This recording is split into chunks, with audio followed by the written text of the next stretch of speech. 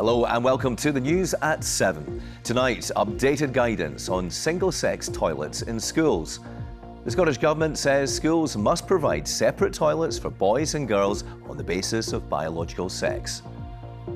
I've been speaking to the Education Secretary, Jenny Gilruth, also tonight. The new multi-million pounds facility in Aberdeen helping support people into clean energy jobs. And we'll have all the sport with Lewis. What do you have for us tonight, Lewis?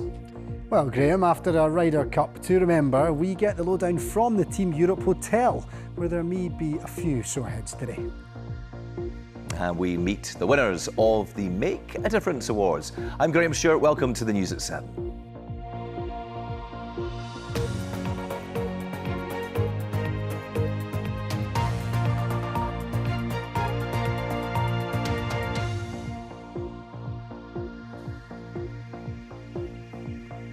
The Scottish Government has said that schools must provide separate toilets for boys and girls as part of new guidance, which follows two landmark court rulings. It says that facilities must be made available on the basis of biological sex, but the schools can also provide gender-neutral toilets. Well, I asked the Cabinet Secretary for Education how prepared schools are for the guidance and whether it's clear enough. Most schools in Scotland have boys' toilets, they have girls' toilets, and they also often have gender-neutral provision. They are also required by law to have an accessible provision as well. So many schools already have this type of approach, but it was important that we updated our national guidance to be in line and to be very clear with the ruling in relation to the Supreme Court, and that's exactly what the update today has provided. Why are you leaving it to the schools, though? I mean, shouldn't it be fairly simple that if you're a trans boy, you know whether you can use the boys' or the girls' toilets? I think it's important that we update the guidance in line with the legal requirements as stipulated in the Supreme Court ruling. There have also been other legal changes in recent times, and we've taken time to reflect on those changes and to update our guidance. But of course, the guidance that we can produce and provide as a government in Scotland is non-statutory in nature. That's because the legal power to run Scotland schools rests with our local authorities. Do you accept this is going to be really difficult for schools? A lot of schools have been built with gender-neutral toilets. Some schools have converted their facilities to gender-neutral toilets. If they now have to provide, in addition to that, male and female toilets, that's going to cost, at the very least, a lot of money, isn't it? We've been advised that there is necessary capacity in the current school estate to respond to the changes that are necessary, and as I set out in my previous response, many schools already provide, as the law requires them to, for separate boys, girls and gender-neutral approaches and of course accessible toilets. Just to be clear, to give one example then, would it be acceptable for a trans girl to use a girl's toilet? So it's very difficult for me as Education Secretary to comment on specific examples, Graham. You'll understand that because I don't know the nature of the case, the nature of the individual involved. But it's a general principle though, isn't it? I hear the point that you're making, but that would be a matter for the individual education authority to engage with parents and carers, to engage with the head teacher, but also to engage with their wider school community. You know, we don't foist decisions on schools in Scotland. We work with our education authorities, with our head teachers. Okay, we did exactly the same, actually. But what about parents? What about parents that might be concerned by that? Parents who don't believe in trans rights, they might object against this and say, well, actually, the spirit of the law would suggest that children should use the toilet that aligns with their biological sex. I understand that, and I understand that there may be parents who have those concerns, but that's why, of course, the revised guidance talks about the need for education authorities and schools to take decisions in relation to the individual. So essentially it is up to the schools then. I mean, this sounds like a bit of a mess, doesn't it? That different schools could have different policies and no one really knows what the principle is. No, because the law is very clear in relation to biological sex, and that, of course, has been stipulated by the Supreme Court ruling. So the guidance has been updated in that regard. But you've not, you say that you can't say to me whether a trans pupil should or should not visit a toilet which aligns with their biological sex. You say that you can't tell me the answer to that. I say to you, Graham, that decision has to be informed by the individual needs and circumstances of that pupil. Which means the policy could be different in every school up and down the country. Well, it would depend on the individual needs of the circumstances of the young person, for example. But it's difficult for any Education Secretary to talk specifically about an individual case because the legal requirement to make that decision around about the provision of toilets is a matter for the local authority. Isn't it the case that in this matter, the Scottish Government is absolving itself of its responsibility and is putting those very difficult decisions onto the hands of teachers and parents? No, I wouldn't accept that. And of course, the statutory responsibility, as I mentioned, for the delivery of education in Scotland rests with our councils. What we can do as a government, though, is to provide that clarity that our trade unions, for example, that COSLA has been asking for since the Supreme Court ruling. Why has it taken so long to come out with this guidance? The Supreme Court ruling was absolutely clear. The Equalities Commission gave an initial judgment, some months ago. Why is it taking so long? We've been engaged on this for many months now. Actually, I was discussing this with officials earlier on since the end of April. So it has taken some time to get us to this place, but it's really important we move forward as a consequence of the ruling, and this guidance provides clarity in that regard. Jenny Gilruth, thank you very much. Thank you. Now, for almost 70 years, the family of the murdered Lanarkshire schoolgirl Moira Anderson have sought closure. The daughter of her suspected killer now claims there's new information on the potential whereabouts of her body. 11-year-old Moira was last seen on a bus in Coatbridge back in 1957. Earlier, I spoke to our reporter Gillian Sharp, who's been following developments. Well, Graham, it was a bitter, snowy Saturday evening in February 1957 when Moira Anderson went out to go to a shop in Coatbridge. Now, she boarded that bus which you talked about, which was being driven by convicted sex offender Alexander Gartshaw. Now, he died in 2006. In 2014, prosecutors took the unusual step of announcing that Mr. Gartshaw would have been charged in connection with the schoolgirl's death if he'd still been alive. Now, Moira was described by family as a tomboy, full of fun, but also with a serious side. She'd wanted, for instance, to be a missionary. Now, all of this has been extremely distressing. A high-profile case, both at the time and in the years since. It's had a devastating effect on Moira's relatives. Now, Sandra Brown, who's Alexander Gartshaw's daughter, has previously accused her father and, in fact, campaigned for him to be charged. Now she says that she understands that an informant has come forward, suggesting that the schoolgirl's body could be found in a disused mineshaft in Coatbridge. She's urging police to search that location. I think the mineshaft theory is probably spot on. The reason for that being my father drove miners to the pits.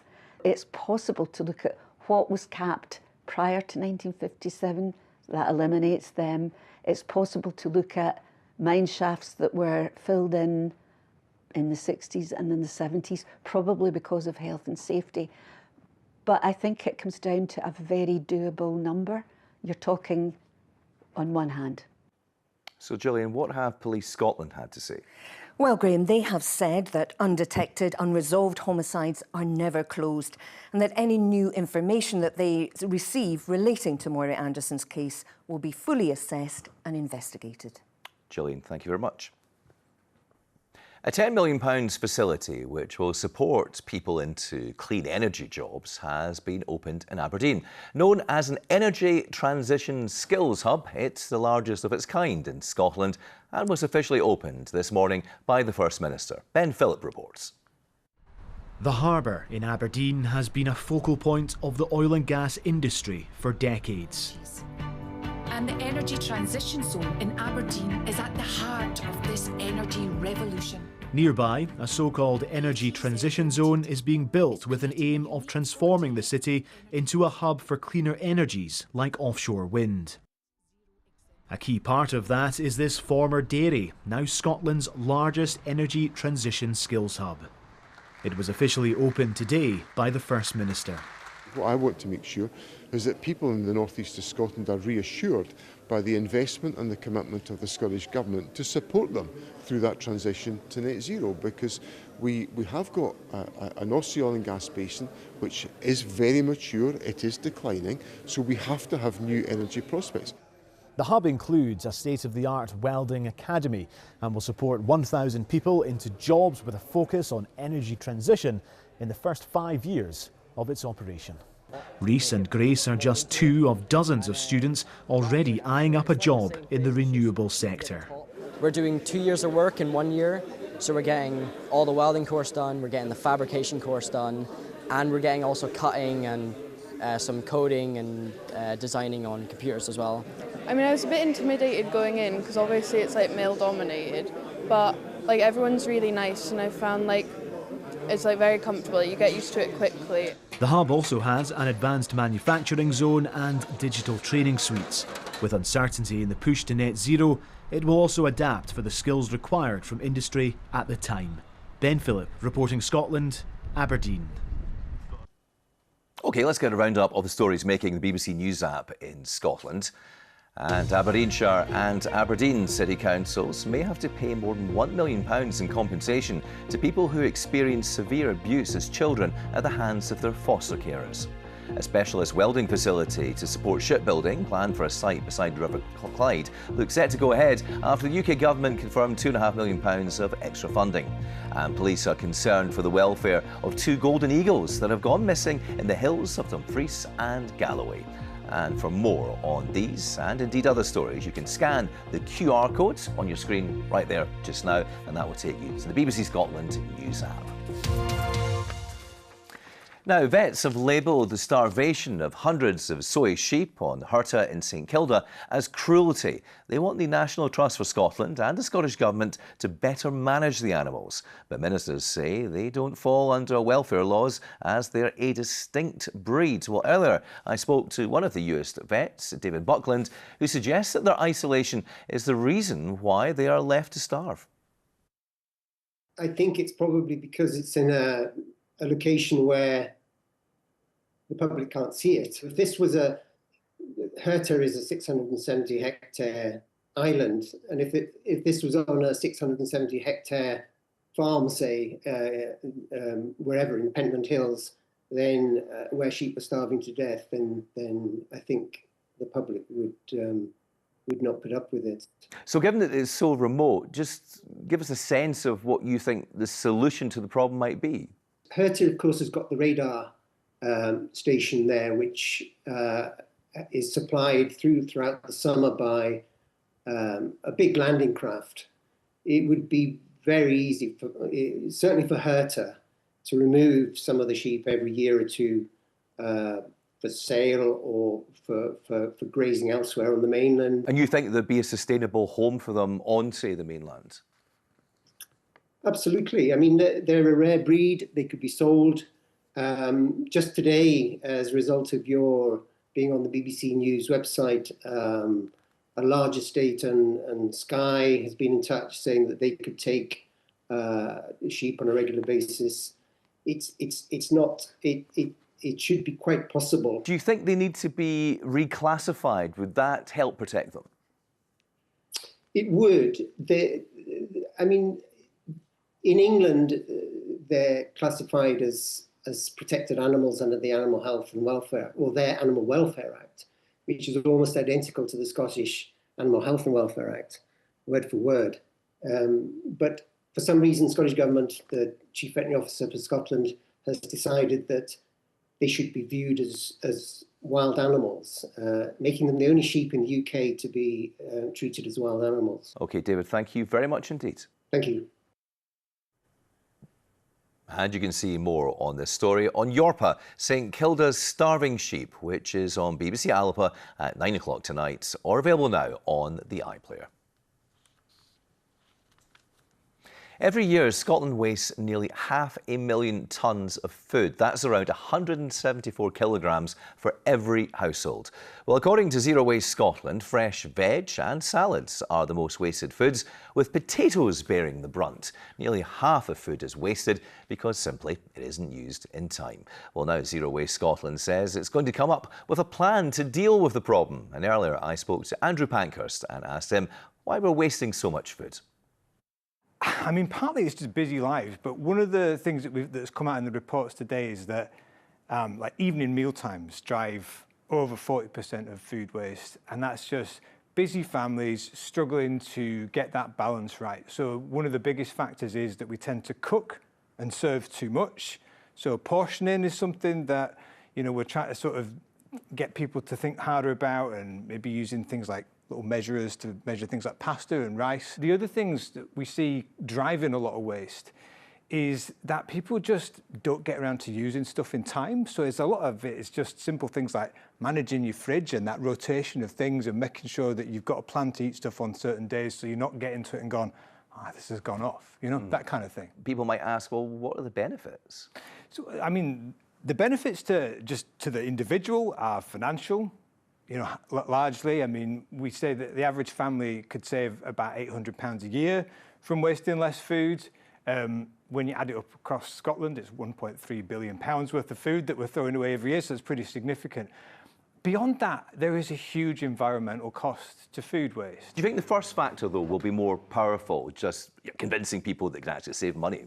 People say to us in all the surveys that we do that they want to do more for the environment. They just don't know what to do. Why are vegetables, and in particular potatoes, such a problem when it comes to waste? Well, it's all about storage. So we talk to people a lot about storage being one of the key behaviours that can help you get more out of your food. If you're putting stuff in the right place, it'll last a lot longer. Potatoes are terrible for you put them in a cupboard and you come back a week later and they've turned into these hideous things with all these growths coming out of them. If you keep potatoes in the fridge, they'll last about 5 weeks longer. If you keep apples in the fridge, they'll last a lot longer. So there's lots and lots of storage tips like that you can get, or you can go to lovefoodhatewaste.com and find all of that sort of information there. That is all good advice. I'll put that into practice. Andrew, thanks very much indeed. Thanks a lot. Actually, I probably won't. Now, still to come, we have the weather with Christopher, and we'll find out some of the community heroes who've won in the Make a Difference Awards. But first, it's Lewis with sports. Thank you very much, Graham. Well, hello there. We were witnesses of a truly historic moment last night as Europe completed a sensational Ryder Cup win in what was a pretty hostile environment at Bethpage in New York. After dominating the first 2 days, it was far from plain sailing for Luke Donald's team on Sunday as America won match after match in the singles. But Europe held off the US fight back.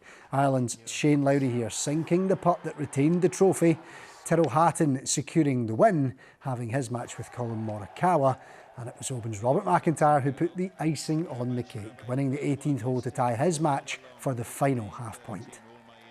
Came here to win the Ryder Cup, and yeah, it was stressful most of the day, but yeah, just delighted when Tyrrell managed to get that half a point to secure it. Look, it's when you're looking at leaderboards and you're seeing matches going up 18, they just keep flipping, and I'm like, oh no. It's like same in Rome. You think it's not coming down to you, but ends up feeling like it's going to be you. Well, the Scotland's golf writer Martin Dempster was at Bethpage. I spoke to him earlier while he was at the Europe Team Hotel, and I asked him what it was like to witness such a dramatic victory. Squeaky bum time, wasn't it? We all thought it was going to be over and done with quite early on after the way Europe had dominated the first 2 days. However, it was anything but a walk in the park, and at one point I think we all thought that the Americans might just pull off the greatest comeback in Ryder Cup history. Martin, you're in the Team Europe Hotel right now. You've managed to drag yourself away to speak to us for a couple of minutes. Tell me what the atmosphere is like in there. I'm sensing maybe some sore heads. Are you keeping the noise down? Yeah, there's a few people walking about looking as though they're fragile this morning. However, Team Europe certainly know how to party, and after the 3 days, and it was a very, very demanding 3 days on this occasion, obviously with the hostile crowd, with Rory McIlroy in particular being the target of some appalling abuse. They certainly enjoyed to let their hair down last night and celebrate back-to-back wins in the Ryder Cup. Can you just give us a little bit more detail on that? Because I think a lot of people watching on maybe didn't gather or get an appreciation of just how hostile it was. What was it like when you were there in the ropes around the course at Bethpage? At times it was appalling, to be honest. We all knew it was going to be hostile out here. New York sports fans, very loud. But some of the things that were being shouted at, Rory McIlroy in particular, his wife, etc., was just out of order. The Ryder Cup's a great sporting contest. Banter is perfectly acceptable, but when it comes to verbally abusing people, that's certainly crossing the line. Golf certainly doesn't need another Ryder Cup like this. in terms of what we saw outside the ropes. Can you just give us a word on Robert McIntyre? Back-to-back Ryder Cup victories for him now. What an achievement for a Scot to be a part of that group. Yeah, phenomenal. I mean, Bob was unbeaten in 3 games in his debut in Rome. At that stage, he still had to prove himself as a world-class player, to be honest. 2 years on, he's grown in stature. 1.5 points on this occasion, including a half point in the last game to finish. And at one point, it looked as though it was going to come down to Bob. And if it had, he would have revelled in that. He's very, very comfortable in events like this. He said that his only goal now is to win a major. He's won a Ryder Cup both at home and away, and that's certainly his target in the next few years. But he certainly enjoyed being part of a winning Ryder Cup team again. Martin Dempster from the Scotsman there. And here's a wee taster of some of Bob McIntyre's celebrations on the team bus, proving he's clearly a talented singer as well as a talented golfer.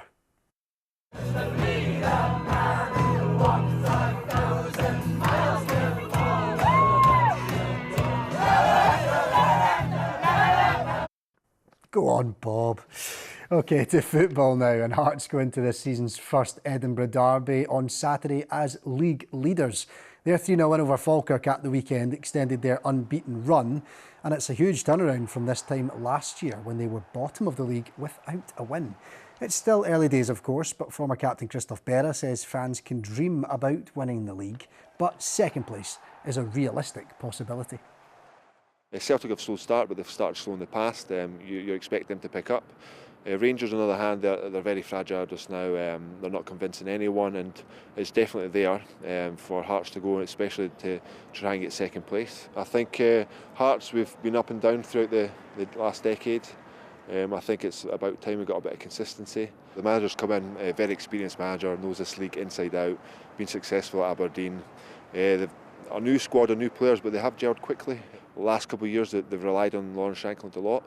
He's still contributing, but they've also got players around him who are a big threat as well in scoring goals. So I think that kind of just adds to the fear factor when teams especially come to Tynecastle. The manager's not daft. He knows it's a long season. He'll be telling them to just calm down, take it with a pinch of salt, enjoy it, but let's just take every game at a time as it comes. What an Edinburgh derby it's going to be at the weekend, Graham. It's going to be fascinating to see how it plays out. And also, I have to say, I think if you were on that Ryder Cup team bus, you'd have been writing about the tunes. I would suggest that Bob McIntyre should maybe enter Strictly next year. Hey, don't rule it out. Be a good bet. He might be busy. Thanks so much indeed. Yeah, let's hope he's busy. Scotland's community heroes have been highlighted in the first BBC Make a Difference Awards in Scotland, which we've been featuring in recent weeks here on the news at 7. Dozens of finalists were shortlisted across 9 categories, led by BBC Radio Scotland and BBC Radio Nan Gael, with the winners announced to the public on the airwaves earlier. Well, the ceremony took place at BBC Scotland's HQ in Glasgow yesterday, and Hazel Martin went along. An afternoon of glitz and glamour, famous faces and recognition of Scots who do incredible things for each other and their communities. With 33 finalists across 9 categories, the judges had their work cut out for them. Having to pick the winner, reading through everybody's stories, was not easy. It was not easy at all. It's been an incredible day surrounded by absolutely incredible people. I was just so proud of so many people I've never even met. But the world goes round with acts of kindness, and I think today all those that have made a difference really do demonstrate that. The entries poured in from across the country, with categories celebrating things like exceptional volunteering, Scotland's Young Heroes, there's even an animal award. So how does it feel to win? Ranach the dog and owner Agnes Allen won the Animal Award for their Read to the Dog sessions at Donnybristle Primary School in Fife. They help children grow their confidence in literacy. It's a total surprise to me, and obviously to Ranach as well. And we're just delighted. It's wonderful. The Active Award went to Jo Holland for her role in creating Parkinson's Beats. It's a drumming exercise programme that enhances the well-being of people with Parkinson's. It's awesome. I would say I'm speechless, but I'm never speechless. But I was very surprised. I was very surprised to be nominated. 10-year-old Ariana Corriere was crowned Young Hero. It was for her extraordinary courage in care and supporting her mum Louise through serious health challenges. I'm a carer for my mum and I help when every day for tasks and everything. And Mum, you must be so proud of her. Yeah, beyond words. Yeah, even just being here was an achievement in itself without her actually going and winning it. Yeah. And it wasn't just the winners who were blown away. Every single person that is here and what they have done and what they have achieved through really difficult and adverse times in their lives for some of them, it's really awe-inspiring, I think, when you take a look. So I think today's right and it's proper to celebrate all their achievements. The atmosphere has been lovely, and you read out these stories of people's incredible achievements that they just see as part of what they do, and I think that's what really strikes you when you're telling people about it. You think, my goodness, how wonderful. But the modesty and the humility of the people that have been nominated is, a real counterpoint. So, yeah, it's just been a really lovely day, really lovely day. There was laughter, sometimes tears, and a shining example of a country with bags of kindness, courage and community spirit. Hazel Martin, reporting Scotland. And well done to all of those who took part. Right, time for the weather forecast. No doubt you'll come to the rain, but how is it looking today? It wasn't too bad, actually. It was a very promising start, and then it went downhill, much like this week, actually. Some lovely sunshine across the northeast earlier. Great picture there from Aberdeenshire. But the cloud rolled in, you can see across the Highlands. Bit of Mr. Murk on the hills as well. The best of the sunshine, though, really, was in Shetland. Lovely picture there from one of our weather watchers. Named Up North. But let me show you what's happening over the next few days, because on the pressure sequence you can see we've got a string of weather fronts set to arrive off the Atlantic, bringing outbreaks of rain, so fairly unsettled.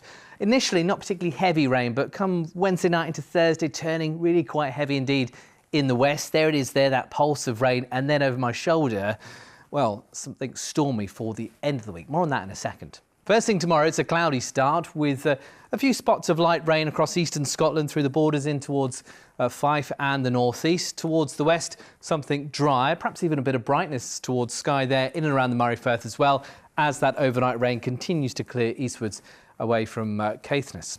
And it won't be as cold as it was this morning either. Now, through the course of the day tomorrow, a lot of cloud around, but largely dry. A few spots of rain, temperatures 16, 17 Celsius, perhaps up towards the Moray Firth, 18 or 19. And then, looking ahead, you can see we've got this weather front moving in on Wednesday, bringing some outbreaks of rain. So Wednesday will be a cloudy and wetter day compared with tomorrow, with pulses of rain coming and going through the course of the day. The winds from the southwest, though, mean it's pretty mild. And actually, once again, the north coast around northern Aberdeenshire and Moray could be up to 19 or 20 Celsius.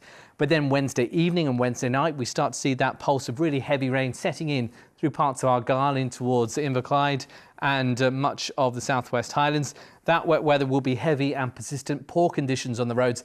A Met Office yellow warning in force right through until Friday. And then on Friday, our attention turns to this system here. It's what's left of Hurricane Umberto. So it's going to bring a spell of very high winds indeed, but its exact track is still open to doubt. However, this is the picture for Friday at the moment. Initially dry and then turning wet, and then also increasingly windy too, with some storm force gusts likely, disruption likely as a result. So you can see through the course of the week, fairly unsettled with some heavy rain to contend with at times. That's the forecast for now. Well, at least it's not cold. Absolutely. Something. Christopher, thank you for that. And that is it for tonight. Plenty more news online. And of course, we're back at the same time, 7 o'clock tomorrow night. From all of us, have a good evening. Bye-bye for now.